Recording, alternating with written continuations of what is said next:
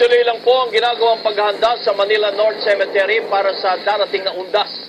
Kanina nagsagawa naman ng command conference ang Manila Police para pag-usapan ang kanilang programa at ang plano.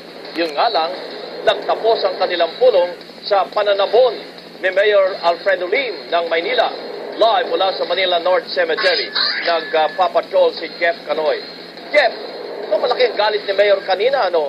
Natutuyo na raw ang laway niya at tuloy alis. Ano ba nangyari? Bakit nagalit? Ano mo kabayan, nagsimula lang lahat. Dapat usapang undas lang yung mangyayari doon sa command conference.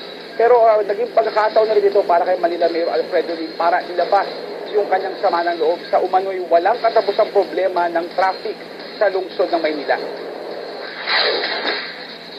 Habang abala ang lahat sa paghahanda sa undas sa Manila North Cemetery, kung saan itinayo na ang mga command center at mga checkpoint sa sementeryo, abala rin ang mga opisyal ng Manila Police District sa City Hall para ipakita sa alkalde ang kanilang plano para sa 4 na sementeryong nasasakupan ng lungsod, ang Manila North, Manila South, Manila Chinese at La Loma. 700 pulis ang ikakalat sa November 1 at 2. Magtatalaga rin ng mga fire truck, ambulansya at mga emergency response team sa bawat sementeryo. Ilang kalsada rin ang isasara para bigyang daan ang milyon-milyong inaasahang bibisita sa puntod ng kanilang mga yumaong mahal sa buhay. Pero maya-maya pa, nabaling ang atensyon ni Mayor Alfredo Lim sa umano'y walang katapusang problema ng traffic sa lungsod. Ayaw tumigil yung pagkukol sa mga Twitter, sa Facebook eh. People are expecting so much from you.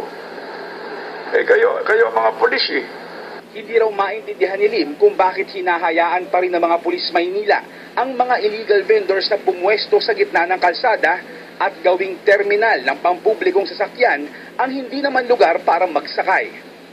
Kahit magpalit tayo ng commander every week or every day, I'll do that.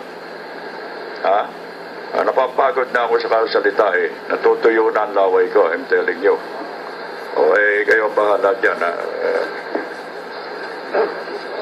Mabigat yung warning ni Mayor sa mga commander na pag nakunan ng litrato na yung vendor nakakalat na sa kalsada, agad silang mapapalitan. Samantala, nag-ikot naman sa mga sementeryo si MMDA Chairman Francis Tolentino kanina.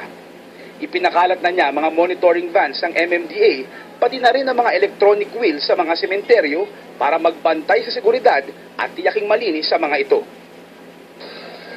Kabayan, hanggang ngayong gabi na lang bukas itong Manila North Cemetery para sa mga sasakyan dahil bukas bawal nang pumasok ang anumang sasakyan o kotse at pwede na lang ang mga tao na naghahabol pang maglinis ng puntod ng kanilang mga yumaong mahal sa buhay.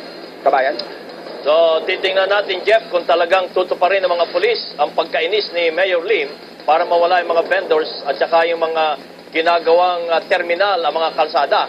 Yun naman talaga ang problema, kaya nga may katwira si Mayor Lim na magalit. Tama ka dyan, kabayan. Ang sinasabi nga ni Manila Mayor Alfredo Lim ay yung mga mga Manileño, yung mga napapadaan na sa lungsod, kung may makuhanan daw kayong litrato dito nga mga paglabag sa batas trapiko at may mga pulis todo na hindi pinapansin o pinapabayaan na nangyayaring ganun, ay pwede raw itong ipadala sa kanya via sa Facebook o Twitter niya at saka aksyonan niya. Pero ang aksyon nga sabi niya kanina ay isang picture lang na mahulihan sila ay sibak na sila sa kanilang pwesto. Kabayan. Ganito, Jeff, ang gawin mo. Kasama ka doon sa panawagan eh.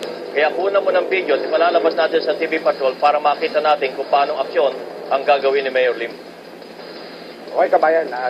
Monitor natin yan sa mga susunod na araw kung matutuloy nga itong directive ni Mayor Lim. Kabayan. Maraming salamat, Jeff Canoy, live mula sa Manila North Cemetery.